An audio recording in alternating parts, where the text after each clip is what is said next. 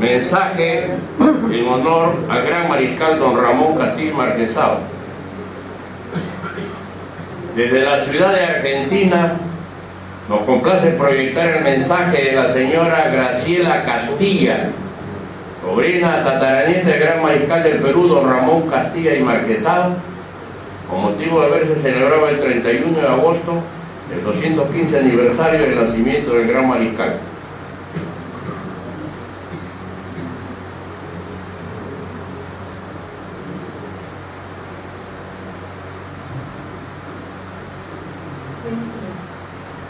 Queridos hermanos peruanos, quería hacerles llegar este saludo desde Buenos Aires, Argentina, previo al comienzo del discurso, solamente para manifestarles mis respetos y mis más sinceras disculpas por no haber podido estar presente ante ustedes. Sé que nos faltará oportunidad, así que solo les diré hasta muy pronto. Muchas gracias.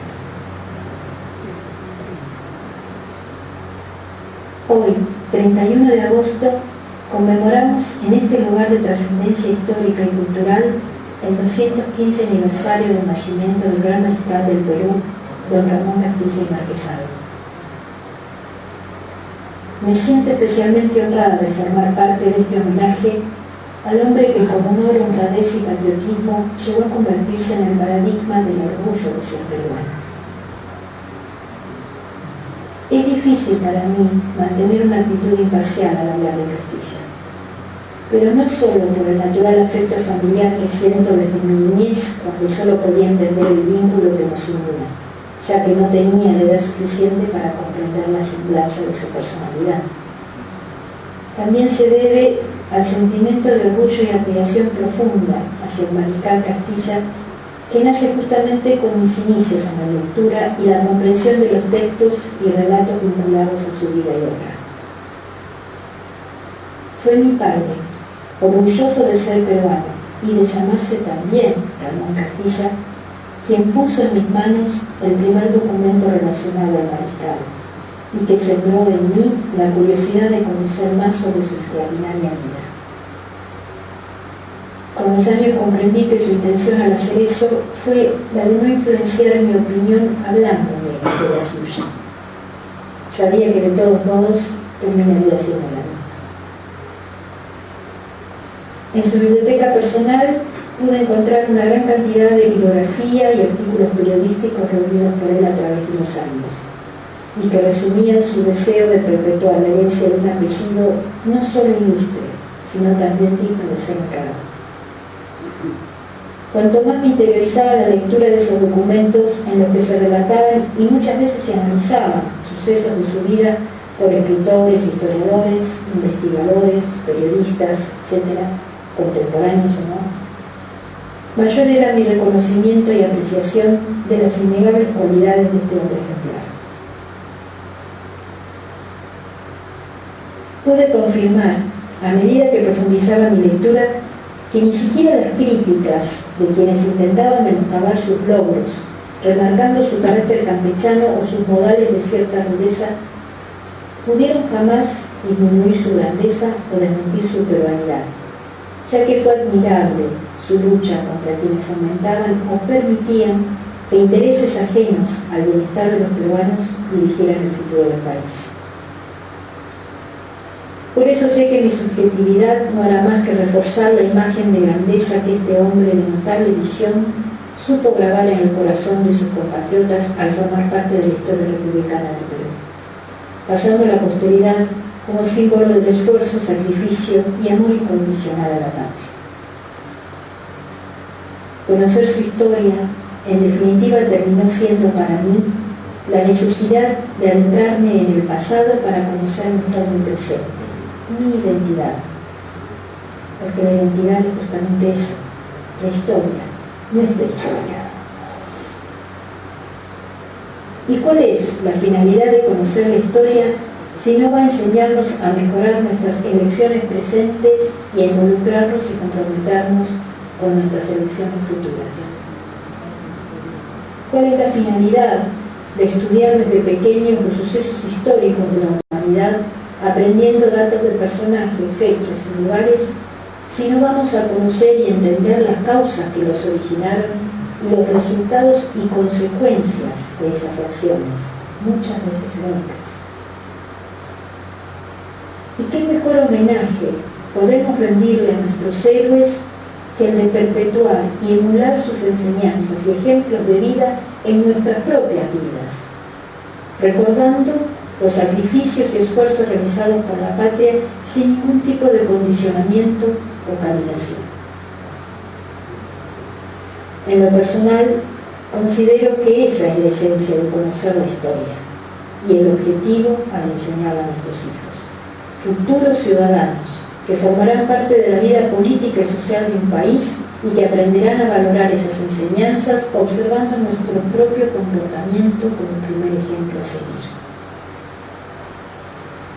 Por eso, para Castilla es mi eterno agradecimiento por el orgullo de llevar este apellido, sabiendo además que siempre podré encontrar en sus actos alguno que oriente e impulse los míos cuando más lo necesite, recordándome con su ejemplo que no habrá mérito en lo obtenido sin respeto por las propias convicciones.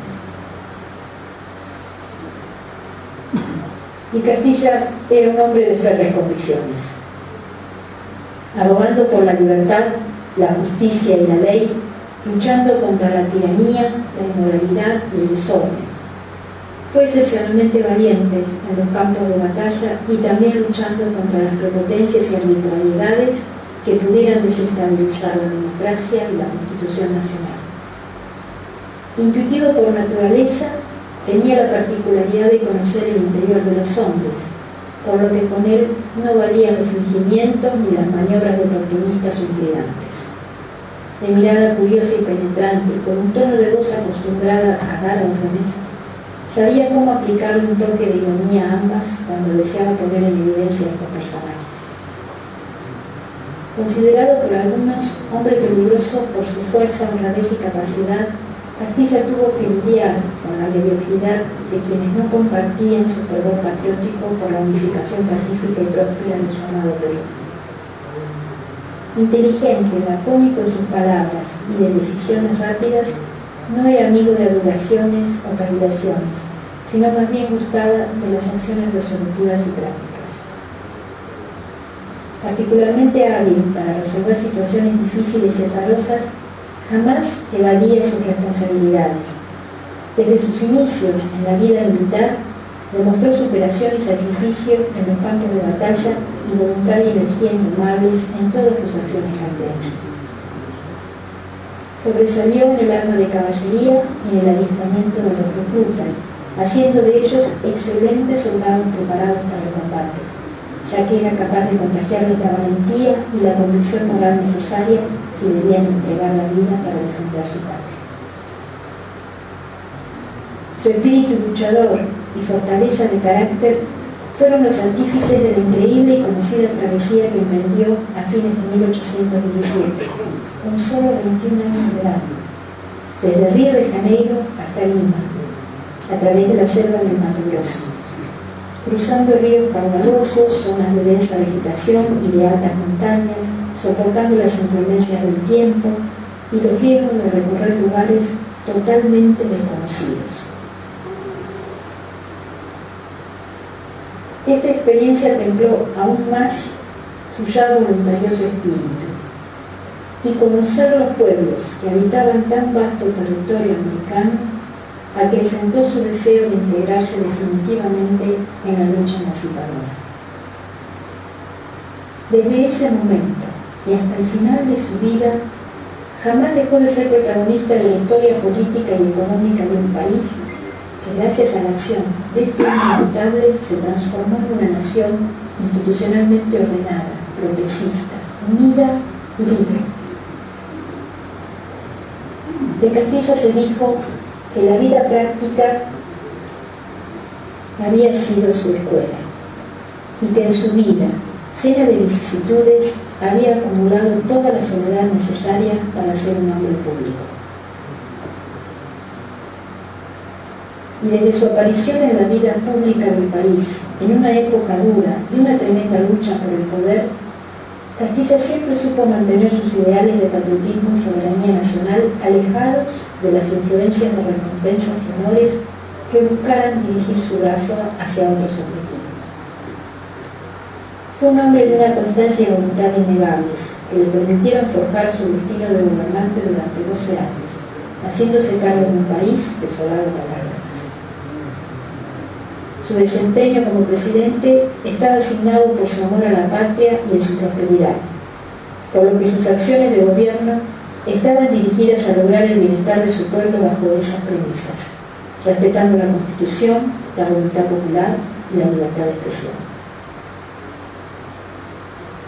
Pacifista, justiciero y con un alto grado de sensibilidad social, luchó hasta obtener la abolición del tributo indígena y de la esclavitud de los negros, aun cuando en ese entonces esta medida era considerada inapropiada para el buen funcionamiento de la economía del país. Visionario e innovador, supo de la importancia de asegurar la democracia y las instituciones, fomentando la educación, el cumplimiento de las leyes y la reestructuración y fortificación del ejército y la fuerza naval. Fundó el servicio diplomático, organizó el Consejo de Ministros, ordenó redactar el primer Código Civil y Penal, estableció el presupuesto y promulgó la Constitución de mayor vigencia en la historia del Perú, de 1860 a 1920. Luchador incansable del progreso, impulsó la construcción del ferrocarril entre Lima y el Callao, el alumbrado público a gas, la instalación del agua potable, la construcción del primer mercado central de Lima y de la penitenciaría de Lima. Se inauguraron las primeras líneas telegráficas y se reorganizó el correo. Se construyeron hospitales, colegios, iglesias, caminos y puentes y se impulsó el desarrollo en gran escala de la explotación del barro y del salitre. Castilla hizo mucho más de lo que me es posible hoy mencionar en estas líneas. Su desempeño fue tan benéfico para su país como ciertamente no lo había sido nunca. En su época como gobernante, el Perú alcanzó tal grandeza y bienestar que llegó a ser una de las repúblicas más fuertes y respetadas del continente. Y 50 de los 70 años que duró su vida los entregó a su país con ese deseo en su corazón. Mucho se le debe a este soldado de la ley, como lo llamó Manuel Mujica Gallo en su libro, o al Taita Castilla, como lo bautizó el corazón de un pueblo que lo amaba y respetaba por sus innegables valores. Y la mejor manera de retribuir su legado será aprendiendo de su ejemplo y tratando de ser dignos de tanto sacrificio y abnegación por la prosperidad de su amado Perú. Porque no debería ser en vano la lucha de un hombre que antepuso su amor a la patria, viviendo toda clase de peligros y soportando encarcelaciones, injurias y represalias de sus enemigos, cuando pudo elegir un destino más apacible y una vida menos sacrificada. No debe ser inútil el esfuerzo de un hombre que siguió siendo fiel a sus principios a pesar de lo difícil que le resultó muchas veces mantener sus convicciones. No se debe olvidar que este hombre llegó al final de su vida mientras peleaba una última batalla en el mismo desierto que lo vio nacer, y que a punto de morir en brazos de su sobrino Eugenio, fue su último deseo que Dios le concediera unas horas más de vida para hacer la felicidad de su nación.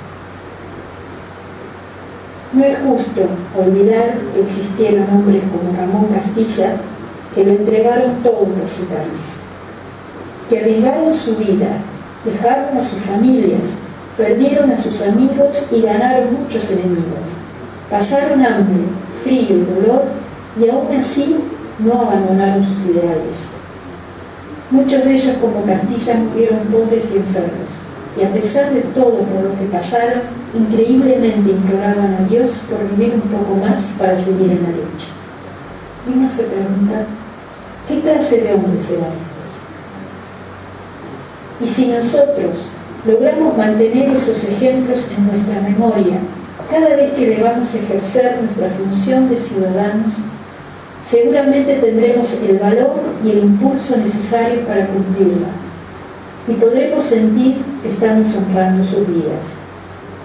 Porque así como mi papá me enseñó desde pequeña a conocer la obra de mi tío tatarabuelo, así deberíamos enseñarles a nuestros hijos que la libertad que viven hoy la consiguieron hombres como el Mariscal Castilla, y que será su tarea y la de las generaciones que le sigan mantenerla y respetarla.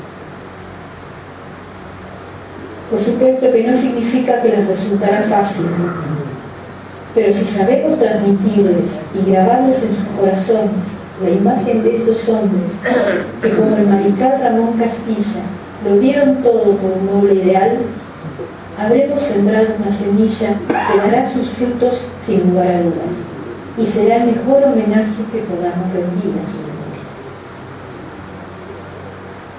Para finalizar, me gustaría leerles un poema de Carlos Augusto Salaverry que refleja mi sentir, y estoy segura que el de muchos más. Fórjele Dios de acero templado a contrastar el choque de la guerra.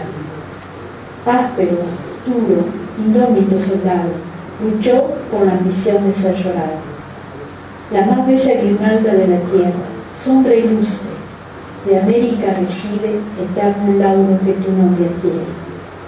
Ella, en el libro de su historia escribe: quien vive por su patria, nada vive. Quien muere por su patria, nunca muere. Muchas gracias.